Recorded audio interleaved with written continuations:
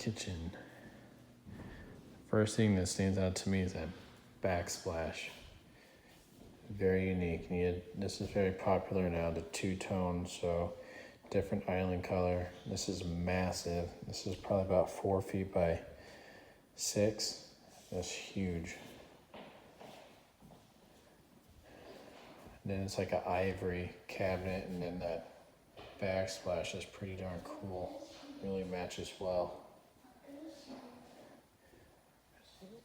You have 4 can lights in here, plus 3 pendant lights. One thing that stands out to me is that these doors are completely unique and different. These squares. Over here is the laundry room. It's big. It's probably about 5 feet, probably 9 feet long. And they have the built-in bench seating. And then coat closet. It's really cool. Really digging these doors. Very different. Very neat. And then you have a half bath right here.